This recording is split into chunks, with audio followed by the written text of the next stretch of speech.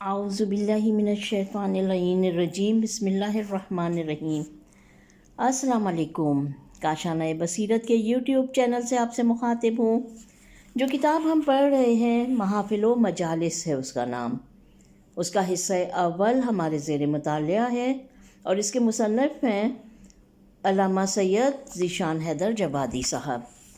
اس کو پڑھتے ہوئے ہم پہنچے ہیں پیج نمبر 76 پر، جہاں پر دوسری مجلس داستان عظیمت مولائے کائنات ہم پڑھیں گے انشاءاللہ۔ بسم اللہ الرحمن الرحیم۔ الحمدللہ رب العالمین والصلاة والسلام علی اشرف الاولین والآخرین خاتم النبیین سیدنا و مولانا ابی القاسم محمد، اللہم صلی علی محمد وآل محمد وآلہ الطیبین الطاہرین ولعنۃ اللہ علی اعدائہم اجمعین۔ اما بعد، فقد قال اللہ تبارک و تعالی فی کتابہ الکریم۔ بسم اللہ الرحمن الرحیم۔ انا علینا للہدی و انا لنا للآخرۃ والأولی۔ مالک کائنات کا ارشاد ہے کہ بے شک ہدایت کی ذمہ داری ہمارے اوپر ہے اور دنیا اور آخرت کا اختیار ہمارے ہاتھوں میں ہے۔ کتنا کریم ہے وہ مالک کہ جس نے عالم ہستی میں انسانیت کو بے رہنما نہیں چھوڑا اور ہر دور میں ہدایت کی ذمہ داری لے کر انسانیت کو منزل کمال تک پہنچنے کا سہارا دے دیا۔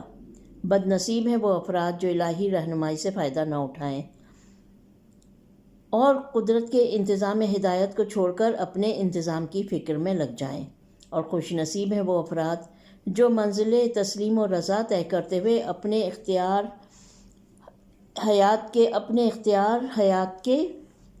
حیات کو مالک کائنات کے حوالے کر دیں اور سراپا انا للہ کی تصویر بن جائیں۔ میں نے بارہا اس حقیقت کو واضح کیا ہے کہ جسے پروردگار عالم ہدایت عالم کے لیے معین کرتا ہے، اس کا انداز دنیا کے رہنماؤں سے بالکل مختلف ہوتا ہے۔ وہ عالم پیدا ہوتا ہے اور عالم رہتا ہے، وہ صاحب عصمت پیدا ہوتا ہے اور معصوم رہتا ہے۔ اس کی زندگی کمالات کا آئینہ ہوتی ہے اور اس کے کمالات جمال و جلال الہی کا پرتو ہوتے ہیں۔ Page number 77۔ تفصیل کے ساتھ جملہ رہنمایان امت کے حالات پر تبصرہ کرنا مقصود نہیں ہے اور نہ اتنی گنجائش ہے۔ صرف ایک فرد کے حالات پر ہلکی سی روشنی ڈال دینا چاہتا ہوں جس سے باقی افراد کے کردار کا بآسانی اندازہ ہو جائے گا اور یہ محسوس کرنا آسان ہوگا کہ جب پہلی منزل پر اتنا اہتمام ہے تو باقی منزل پر اس اہتمام کے نہ ہونے کا کیا سبب ہے۔ مختصر الفاظ میں مولائے کائنات حضرت علی ابن ابی طالب کے حالات زندگی اور آپ کی سیرت طیبہ پر روشنی ڈالنا ہے اور یہ واضح کرنا ہے کہ الہی رہنما کیسے سخت حالات میں اپنے فرائض ہدایت کو انجام دیتا ہے۔ مولائے کائنات کی زندگی کا جائزہ لینے کے لیے دو طریقے ہیں۔ ایک طریقہ یہ ہے کہ آپ کے ذاتی فضائل و کمالات کا جائزہ لیا جائے اور یہ دیکھا جائے کہ آپ نفسانی کمالات اور روحانی فضائل میں کس منزل پر فائز تھے اور آپ کی منزل خدا اور رسول یا اہل دنیا کی نگاہ میں کیا تھی۔ اور دوسرا طریقہ یہ ہے کہ آپ کے کارناموں پر نگاہ کی جائے اور یہ دیکھا جائے کہ آپ نے مساعد یا نامساعد حالات میں کس طرح زندگی گزاری ہے اور اپنے گرد و پیش کے حالات کو کس طرح برتا ہے۔ میرے لیے دونوں راستے ایسے ہیں جس کا طے کرنا محال نہیں تو دشوار ضرور ہے۔ کہاں کہ دار ابن ابی طالب اور کہاں مجھ جیسا بندہ ذلیل، کہاں ممدوح خدا اور رسول اور کہاں مجھ جیسا بے بضاعت مداح، کہاں ساقی کوثر کی ثنا اور کہاں یہ زبان نجس، کہاں باب مدینۃ العلم کی توصیف اور کہاں مجھ جیسا جاہل، کہاں گردش آفتاب کا پلٹانے والا اور کہاں میرا جیسا برگشتہ مقدر۔ لیکن اسی کا نام لے کر قدم آگے بڑھانا چاہتا ہوں اور یہ جانتا ہوں کہ جہاں ٹھوکر کھاؤں گا وہ سہارا ضرور دے گا۔ Page number 78۔ جب کوئی مشکل پڑے گی وہ حل ضرور کر دے گا اور مشکلات میں اسے نہ پکاروں گا تو کسے پکاروں گا؟ دوسرا کون ہے جو مشکلات میں کام آ سکے اور زندگی کے مسائل حل کر سکے؟ تجربہ یہی کہتا ہے کہ اسے بلاؤ جو غریبوں اور مفلسوں کے بلانے پر آ جائے، اسے نہ بلاؤ جو پیغمبر کے بلانے پر بھی نہ آئے۔ اللہم صلی اللہ محمد وآل محمد۔ مولائے کائنات کے ذاتی فضائل کو دیکھنا ہے تو آغاز حیات سے دیکھیے۔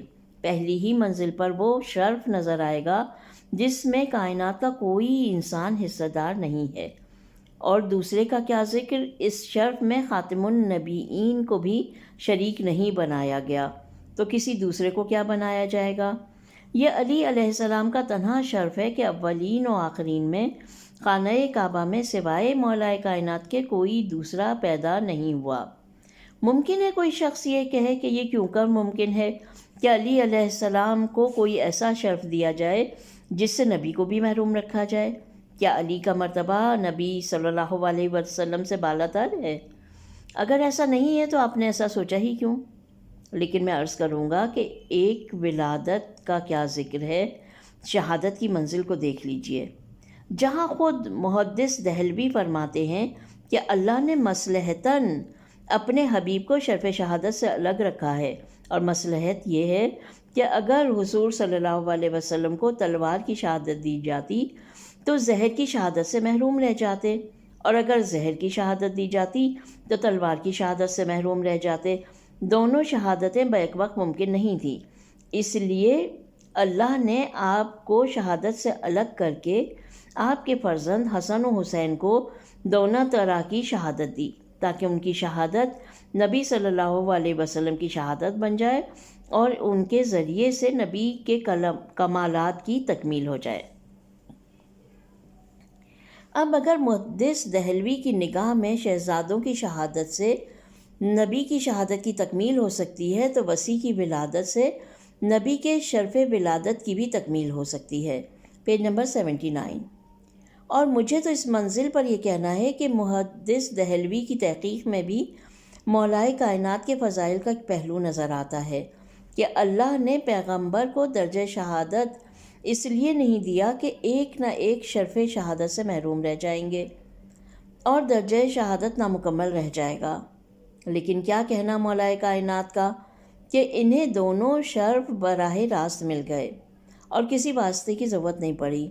دشمن یہ سمجھ رہا تھا کہ ہم نے زہر میں تلوار بجھائی ہے اور علی بچ نہ سکیں گے، اور علی علیہ السلام مطمئن تھے کہ دشمنی ہی سے میرے شرف کی تکمیل ہو رہی ہے، اور بیک وقت زہر کی شہادت بھی مل رہی ہے اور تلوار کی شہادت بھی نصیب ہو رہی ہے۔ اللہم صلی اللہ محمد وآل محمد۔ ولادت کے بعد ایک نظر علم و فضل پر ڈالنا ہوگی، جہاں یہ دیکھنا ہے کہ مولائے کائنات کے علم کی منزل کیا ہے۔ دور جانے کی ضرورت نہیں ہے، خانہ کعبہ کے قریب آ جائیے، یہ مسئلہ بھی حل ہو جائے گا۔ فاطمہ بنت اسد خانہ کعبہ سے آ رہی ہیں، پیغمبر اسلام استقبال کے لیے بڑھ رہے ہیں، بچہ نبی کی آغوش میں آ رہا ہے اور آنکھیں کھول کر تقاضا کر رہا ہے، خدا کے حبیب کچھ پڑھوں؟ پیغمبر نے اجازت دی تو توریت اور انجیل اور زبور اور قرآن کی تلاوت شروع کر دی، اور اس انداز سے تلاوت کی کہ نبی صلی اللہ علیہ وسلم کو کہنا پڑا کہ آسمانی صحیفے یوں پڑھے کہ ان کے انبیاء بھی نہ پڑھ سکتے تھے، اور قرآن حکیم اس طرح پڑھا جو تلاوت کرنے کا حق تھا۔ اللہم صلی اللہ محمد وآل محمد۔ کھلی بھی بات ہے کہ جو بچہ پیدا ہو کر آسمانی صحیفوں کی تلاوت کر سکتا ہے، اس کی جوانی کا درجہ کمال کیا ہوگا۔ Page number 80۔ اور یہ تو میں نے رسم دنیا کی بنا پر کہہ دیا، ورنہ یہاں تو کمال کی وہ منزل ہے جہاں بچپنے اور جوانی کا کوئی فرق نہیں ہے۔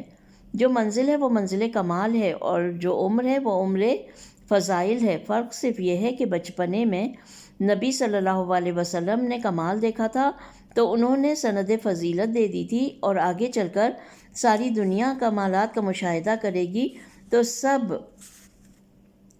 اعتراف فضیلت کریں گے، اور اپنوں کا ذکر کیا جو غیر ہیں وہ بھی یہی کہیں گے کہ اگر علی نہ ہوتے تو سوائے ہلاکت کے کچھ نہ تھا۔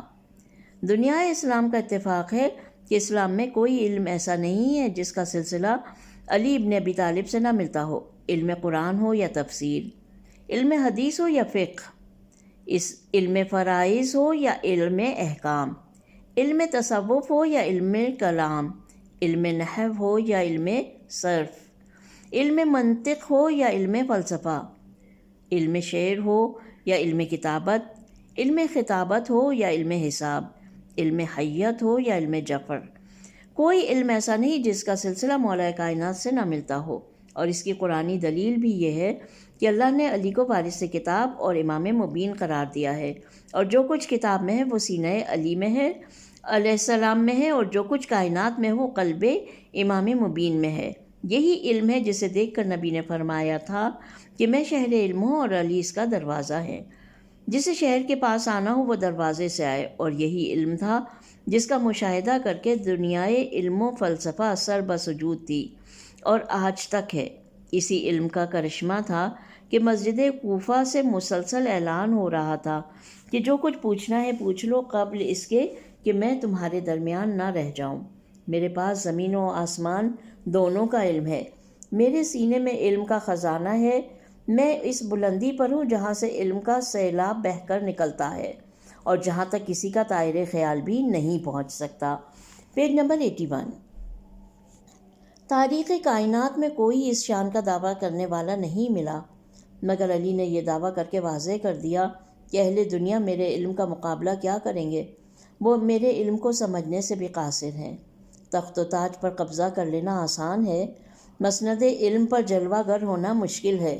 یہ میری ہی منزل ہے جہاں یہ اعلان کر رہا ہوں کہ اگر مسند علم بچھا دی جائے اور مجھے بٹھا دیا جائے تو توریت والوں کے درمیان توریت سے فیصلہ کروں گا، انجیل والوں کے درمیان انجیل سے فیصلہ کروں گا، زبور والوں کے درمیان زبور سے فیصلہ کروں گا، اور قرآن والوں کے درمیان قرآن سے فیصلہ کروں گا۔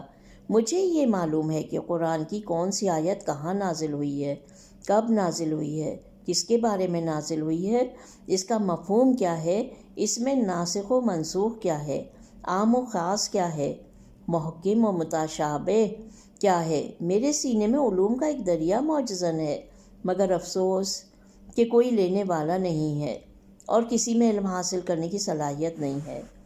یہ انداز اعلان ہی بتا رہا ہے کہ علی کا کمال کیا ہے اور علی علیہ السلام کا دور کیا تھا، کس انداز سے بے قرار تھے کہ کوئی علم لینے والا مل جائے، اور کس طریقے سے کوشش ہو رہی تھی کہ کوئی در اہل بیت پر نہ جانے پائے۔ اس انداز ظلم کا کوئی جواب ہو سکتا ہے کہ حقائق قرآن کو جاننے والے سے قرآن نہ لیا جائے اور جاہلان امت تفسیر قرآن کرنے بیٹھ جائیں، وارث کتاب سے علم کتاب نہ لیا جائے اور صاحبان تخت و تاج کتاب کو لاوارث بنا دیں۔ مجھے تو کہنا پڑے گا کہ یہ اہل دنیا کی بد نصیبی تھی کہ انہوں نے در اہل بیت کو چھوڑ دیا اور ان سے علم نہ لیا، ورنہ در اہل بیت پر کیا کمی ہے؟ یہاں فرشتے علم لینے آئے، جنات علم لینے آئے، آسمان والے علم لینے آئے، اہل زر آئیں یا نہ آئیں، ابو ذر آئے، مسلمان آئیں نہ آئیں، سلمان آئے، بشر آئے نہ آئے، ملک آئے۔ Page number 82۔ صاحبان اقتدار آئیں یا نہ آئیں، سید الملائکہ آئے، اور روایت گواہ ہے کہ جب بزم پیغمبر میں جبرائیل کی موجودگی میں علی علیہ السلام آ گئے تو جبرائیل تعظیم کے لیے کھڑے ہو گئے۔ پیغمبر اسلام نے مسکرا کر پوچھا، جبرائیل تم نے علی کی تعظیم کیوں کی؟ عرض کی، حضور کو تو معلوم ہی ہے کہ علی علیہ السلام کا مجھ پر حق ہے اور استاد کی تعظیم ضروری ہے۔ فرمایا، جبرائیل یہ تمہارے استاد کیسے ہو گئے؟ عرض کی، سرکار جب مجھ سے عرش اعظم پر سوال کیا گیا کہ جبرائیل تم کون ہو اور میں کون ہوں، تو میری کچھ سمجھ میں نہ آیا کہ میں کیا جواب دوں۔ ایک مرتبہ میں نے اسی نور کو دیکھا کہ آواز دے رہا ہے، جبرائیل کہہ دو نا کہ میں عبد ذلیل ہوں اور میرا نام جبرائیل ہے، اور تو رب جلیل ہے اور تیرا نام بھی جلیل ہے۔ اب آب نظر آپ تعجب نہ کریں، جب ساکن جنت آدم ملائکہ سے علم میں افضل ہو سکتے ہیں تو قسیم جنت پر نار علی علیہ السلام کیوں کر افضل نہیں ہو سکتے؟ اللہم صلی علی محمد وعلی محمد۔ علم کے ساتھ شجاعت کو دیکھا جائے تو گہوارے میں کلہ اجدر کے ٹکڑے نظر آئیں گے۔ سخاوت کو دیکھا جائے تو ڈیوڑی پر زمین سے لے کر آسمان تک والوں کی قطاریں نظر آئیں گی۔ اور جب کوئی یہ کہے گا کہ حاتم کی سخاوت کا یہ عالم ہے کہ مکان میں 40 دروازے تھے اور ایک ایک سائل کو ہر دروازے سے دیا کرتا تھا، تو مسکرا کر فرمائیں گے کہ ایک ہی دروازے سے اتنا کیوں نہ دے دیا کہ 40 دروازوں پر جانے کی زحمت نہ ہوتی۔ Page number 83۔ زہد اور قناعت کا یہ عالم تھا کہ تمام زندگی ایک غذا پر گزار دی، اور جب شب شہادت بیٹی نے نمک اور دودھ لا کر افطار میں رکھا تو فرمایا، بیٹی ام کلثوم، ان میں سے ایک چیز کو اٹھا لو، تمہیں تو معلوم ہے کہ تمہارے باپ نے ایک وقت میں 2 غذائیں نہیں استعمال کیں۔ اور اس سے بالا تر یہ اعلان کہ جب تک میری حدود مملکت میں کوئی ایک بھوکا رہ جائے گا، جب تک میری حدود مملکت میں کوئی ایک بھوکا رہ جائے گا، میں شکم سیر ہو کر نہ کھاؤں گا۔ مملکت اسلامیہ کے فقیروں کو دیکھ کر کھانا کھانے والا امام اور اس کے مقابلے میں وہ افراد لائے جائیں جنہیں اپنے اور اپنے گھر اور محلے کی بھی خبر نہ ہو۔ کردار علی علیہ السلام آواز دے رہا ہے کہ سماج سے بے نیاز ہو کر زندگی گزارنے والے کو غنی کہا جاتا ہے، اور سماج کو مالا مال کر دینے والے انسان کو جناب امیر کہا جاتا ہے۔ اللہم صلی علی محمد وعلی محمد۔ محنت و مشقت کا یہ عالم تھا کہ کبھی غربا کا ہاتھ بٹا رہے ہیں، کبھی باغ میں مزدوری کر رہے ہیں، کبھی کھیت میں پانی دے رہے ہیں، کبھی بازار میں قورمے فروخت کر رہے ہیں، کبھی دست مبارک سے نالین کی اصلاح کر رہے ہیں، کبھی چاہنے والوں کی امداد کر رہے ہیں، کبھی دشمنوں کی مشکل کشائی کر رہے ہیں، اور پھر ہر منزل پر دشواریوں کا سامنا کر رہے ہیں۔ لیکن دنیا کو بتا رہے ہیں کہ ہاتھ پہ ہاتھ رکھ کر بیٹھ جانا اسلام نہیں ہے، قوت بازو کا مظاہرہ کر کے زندگی گزارنا اسلام ہے۔ کاہل اور سست انسان تاج و مغفر ہوتا ہے، اور زور بازو کا مظاہرہ کرنے والا فاتح خیبر ہوتا ہے۔ اللہم صلی علی محمد وعلی محمد۔ ان کمالات کے ساتھ اگر عبادات کا بھی جائزہ لیا جائے تو عالم ہی دوسرا نظر آئے گا۔ کس کی مجال ہے کہ زندگی بھر کی عبادتوں کا حساب لگا سکے، جبکہ خندق کی ایک ضربت ثقلین کی عبادت پر بھاری ہے، اور کس کی مجال ہے کہ ساری ریاضتوں کا حساب کر سکے، جبکہ ایک رات کا سو جانا مرضی پروردگار کی قیمت بن جائے۔ اللہم صلی علی محمد وعلی محمد۔ Page number 84۔ لیکن بہرحال اجمالی طور پر یہ عرض کرنا ہے کہ علی علیہ السلام کے اعمال نگاہ قدرت میں اس قدر عزیز اور بلند ہیں کہ جیسے آیات قرآن منتظر بیٹھی ہیں۔ علی علیہ السلام کس عمل کا مظاہرہ کریں اور ہم عرش اعظم سے زمین کی طرف قصیدہ بن کر آ جائیں، نماز پڑھیں تو ہم مدح سرائی کریں، زکوٰۃ دیں تو ہم سر پر تاج ولایت رکھیں، جہاد کریں تو ہم بنیان مرصوص کا پیغام سنائیں، سائلوں کو روٹی دیں تو ہم سورہ دہر لے کر جائیں، چادر میں آ جائیں تو آیت تطہیر نازل کر دیں، مباہلہ میں جائیں تو صداقت کا اعلان کر دیں، خیبر فتح کر لیں تو محبت خدا اور رسول کی تعریف کریں، اور غدیر میں مولا بن جائیں تو دین کے کمال اور دشمنوں کے اتمام کی سند دے دیں۔ اللہم صلی علی محمد وعلی محمد۔ علی علیہ السلام کی عبادتوں میں ایک امتیاز یہ بھی ہے کہ یہ سر غیر خدا کے سامنے نہیں جھکا، خدا کے سامنے بھی کسی طمع یا خوف کی بنا پر نہیں جھکا، بلکہ اپنے اخلاص کا اعلان یوں کیا کہ خود بارگاہ اہدیت میں عرض کی، پروردگار میں نے تیری بندگی جنت کے لالچ یا جہنم کے خوف سے نہیں کی ہے، تجھے بندگی کا اہل پایا ہے تو سر جھکایا ہے۔ گویا علی علیہ السلام واضح کر رہے ہیں کہ اہل دنیا ہوشیار ہو جائیں، علی کا سر کسی نااہل کے سامنے نہیں جھک سکتا۔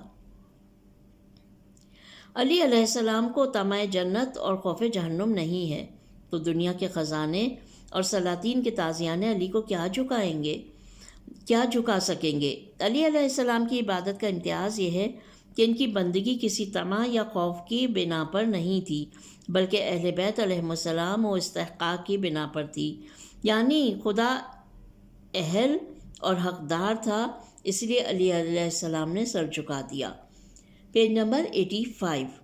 ورنہ اس کے سامنے بھی نہ جھکتے۔ اب کہنے کی ضرورت نہیں ہے کہ علی علیہ السلام کو کسی نااہل کے سامنے سر جھکا علی علیہ السلام کسی نااہل کے سامنے سر نہیں جھکاتے، اور حیات مرتضیٰ میں کسی بت پرستی کا امکان نہیں ہے، اور یہ وہ فضیلت ہے جس کا اعتراف اور احساس ساری دنیا کو ہے کہ آج بھی عالم اسلام میں سب رضی اللہ عنہ ہیں، صرف علی علیہ السلام کرم اللہ وجہہ ہیں، جس کی وجہ یہ ہے کہ سب کے سر بتوں کے سامنے جھکے ہیں، علی علیہ السلام کا سر کسی کے سامنے نہیں جھکا، اور یہی تو وجہ ہے کہ سب کے لیے رضائے خدا کی دعا ہو رہی ہے، اور علی علیہ السلام ہجرت کی رات بستر پیغمبر پر سو کر رضائے الہی کا سودا کر لیا، اور حضرت علی علیہ السلام نے ہجرت کی رات بستر پیغمبر پر سو کر رضائے الہی کا سودا کر لیا۔ بات کو طول ہوتا جا رہا ہے، اور ابھی حیات مولائے کائنات کا دوسرا پہلو بالکل تشنا ہے، اس لیے دل چاہتا ہے کہ مختصر لفظوں میں ادھر کا بھی اشارہ کر دیا جائے۔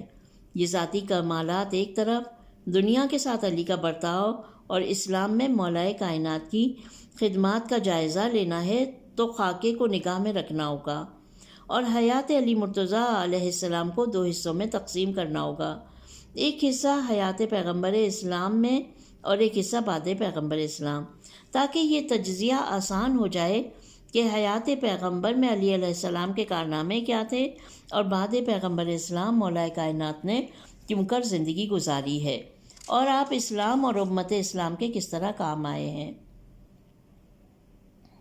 یہ تقسیم کوئی جدید تقسیم نہیں ہے، حالات کا جائزہ لینے کے لیے ایک ضروری تقسیم ہے کہ جس طرح پیغمبر اسلام کے کردار کے تجزیے کے لیے مکہ اور مدینہ کی زندگی کو دو حصوں میں بانٹنا پڑے گا، اور یہ دیکھا جائے گا کہ عالم غربت اور بے کسی میں رسول اکرم کا کردار کیا تھا، اور اعوان و انصار کے مل جانے کے بعد زندگی کا انداز کیا رہا۔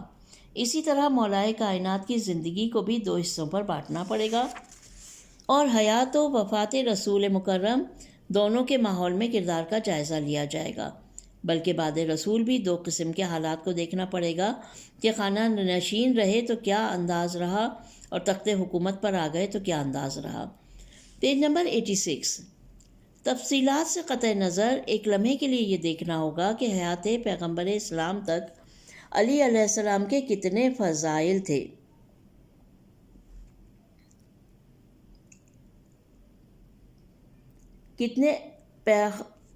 تفصیلات کے قطع نظر ایک لمحے کے لیے یہ دیکھنا ہوگا کہ حیات پیغمبر اسلام تک علی علیہ السلام کے کتنے فضائل و کمالات اور کارنامہ حیات سامنے آئے، اور ان میں مولائے کائنات کا کیا انداز رہا ہے۔ مختصر لفظوں میں یوں عرض کر دیا جائے کہ آئے تو خانہ خدا میں آئے، خانہ کعبہ سے آغوش پیغمبر میں آئے، آغوش پیغمبر میں تلاوت قرآن کی، آغوش سے گہوارے میں آئے تو اژدہے کے دو ٹکڑے کر دیے، ایک مدت تک باپ کے ساتھ رہے، اس کے بعد رسول اکرم کی معیت میں آ گئے، 10-11 برس کی عمر میں پیغمبر اسلام نے اعلان رسالت کیا اور سارے قبیلے کو جمع کر کے اسلام کا پیغام سنایا، تو اس دعوت کا پورا انتظام علی علیہ السلام کے ہاتھوں سے ہوا۔ اعلان رسالت پر کفار و مشرکین کے ساحر، کاہن اور مجنون کہا تو علی نے نصرت اعلان رسالت پر کفار و مشرکین نے ساحر، کاہن اور مجنون کہا تو علی علیہ السلام نے نصرت پیغمبر کا وعدہ کیا، اور وعدہ نصرت کے بعد قدم قدم پر رسول صلی اللہ علیہ وسلم پر جان قربان کرتے رہے۔ پیغمبر صلی اللہ علیہ وسلم مکہ کی گلیوں میں رہے تو علی پیچھے پیچھے چلتے رہے اور کفار کا مقابلہ کرتے رہے۔